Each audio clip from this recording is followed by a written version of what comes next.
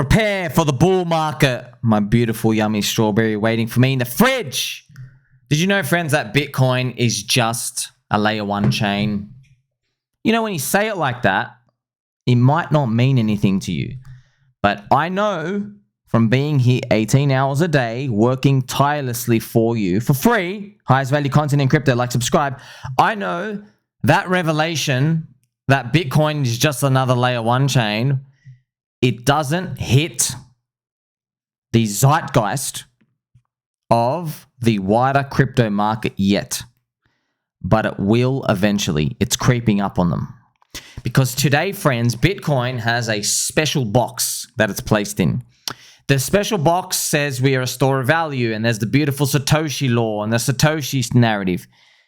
Hold that thought there. Eventually, we will onboard a lot of the non-believers, momentum traders, Zoomer kids, all the new people coming in.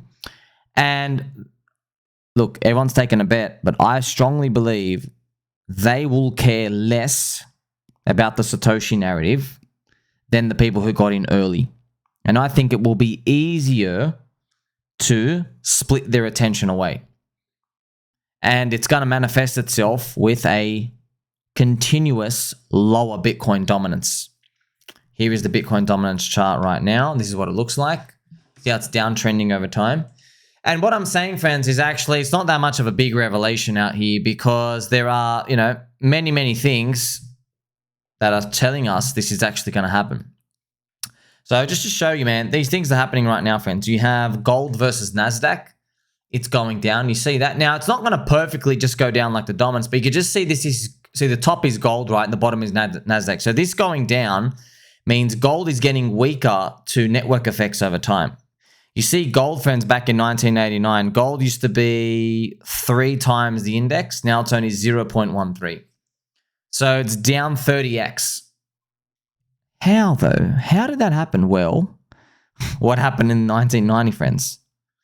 We started the beginning of the technology internet boom. We actually started. It went for 10 years. And this was actually it. This is what it started doing.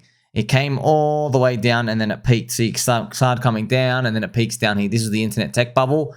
Gold comes back. Here we are. Then Nasdaq still goes on and run. Okay. So as you see, this thing is not foreign. It's not foreign. It is actually, we've been here before. And it's just continuously playing out right now. So over time, network effects are becoming more valuable. We are learning how people store value and what communities they store value in. So for example, you have Google and Amazon and Tesla, all these things that are global, friends, all of them. None of them are localized to just Americana only. They're big worldwide global companies and people store value in them. And I know we make a joke about it, store of value, but it's actually what's happening. Gold is a reliable index, right? Index of the oldest network effect, but its benefit, it's less financial and more on the protect yourself from oppressive governance side. So you're not going to get as much as the upside, but you do have the benefit that, if the government comes and tries to take all your money, you can always smelt your gold and you can go and take it overseas and whatever. You could do that back in the day. Now you got to use basically crypto, right?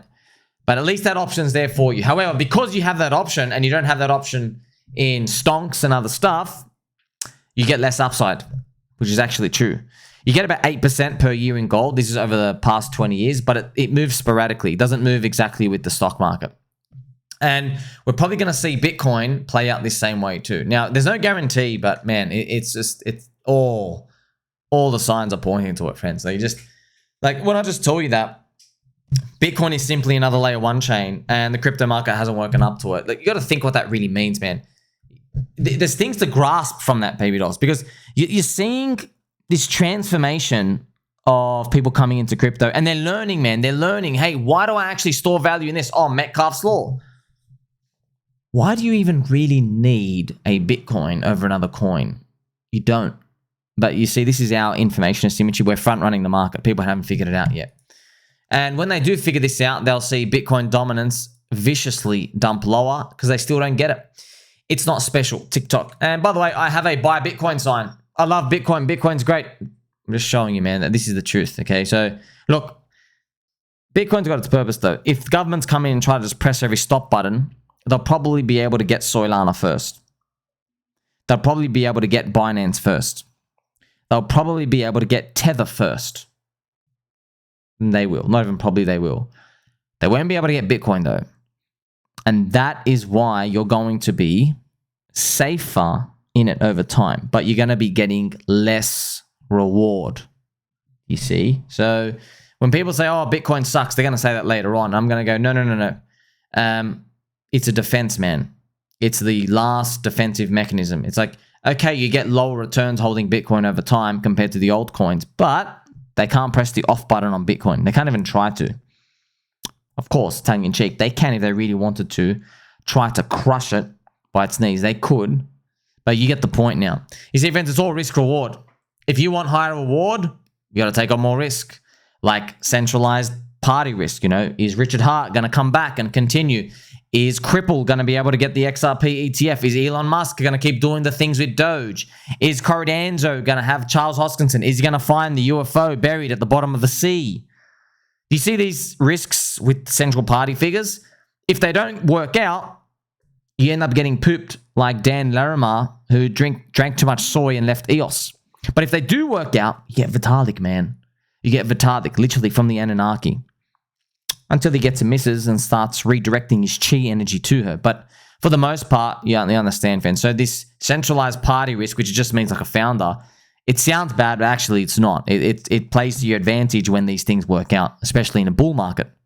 So you got to remember, right? Crypto, friends, is just digital economies and it's become more globalized. Remember, the world is entering a globalized paradigm. There's no more like barriers, friends. Oh, nations and stuff. I don't give a crap, bro. But I don't care what nation or country you're from. I don't care your religion or anything else. You're shilling my tickers, you're my best friend. You know we already do this with sports stars, right? You're a Chicago Bulls fan. You have some friends around the world. You're a Messi fan. Sweet. You got a lot of friends around the world too. There's even TV shows that we idolize, friends.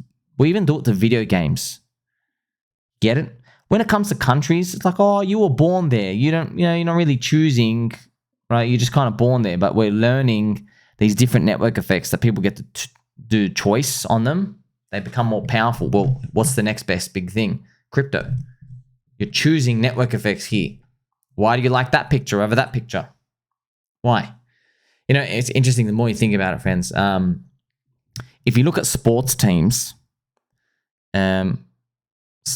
people will support teams that come 5th and 10th every year. They're not even winning. And you ask the people there, why are you in this sports team? They go, because my father was. That's it. Mi father. Mi father ate potatoes and he loves this team. So I'm going to love this team too. The team's not winning. The team's not profitable for them, right? Even the fan, it's not profitable at all. But they're getting a dopamine hit because they get to speculate and they just get to believe. It takes them away from their worries for just 5 seconds.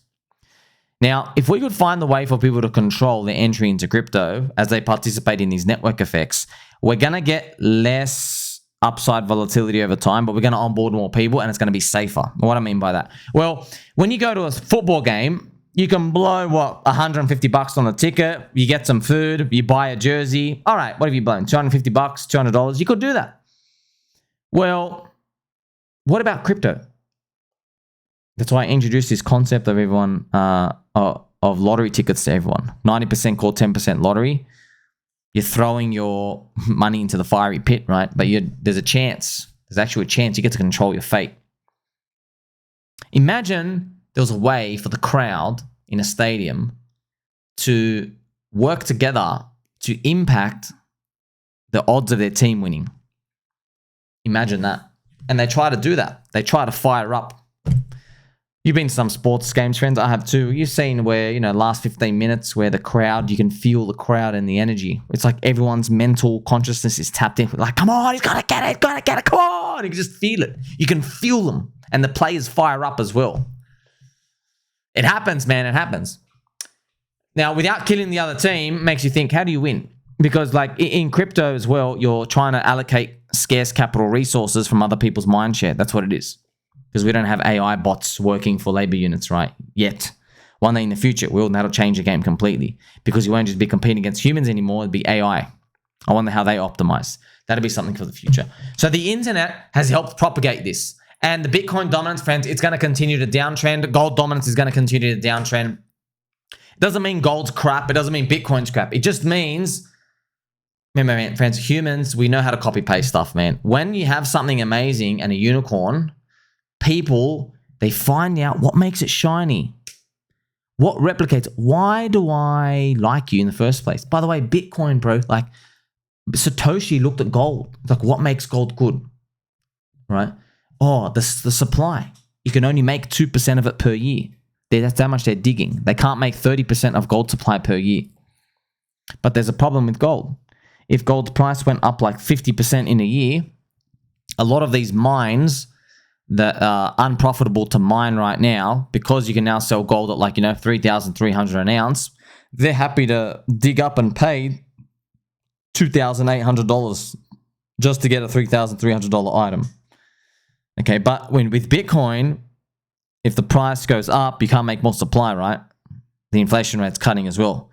You see that? So, but they learnt of gold, friends. Satoshi, we learnt of gold. It's been around, the network effect. You see? That's why Peter Schiff, he's the old guard. And we're saying, hey, man, this is pure money. He's like, what do you mean it's pure money, bro? You need a use case, a utility. And then everyone realizes, for the chosen one, you just need a group of people to believe in it. And that's why Peter Schiff doesn't believe.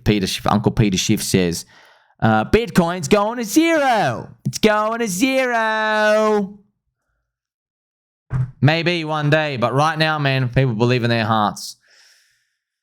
Look, when Bitcoin had 90% rinses and 80% rinses, and then in 2022 had a 77% rinse and people still didn't sell, it kind of tells you people aren't going to sell.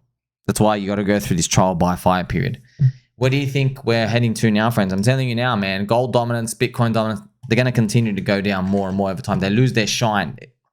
What I tell you, bro, listen to everything from the past, all the speculation manias. People underestimate competition. They always do. There's always going to be something else around the corner. But then you have to balance. How long do you hold your thing? Do you let go of it fast or slow? Because a lot of things, round trip. There is no right answer.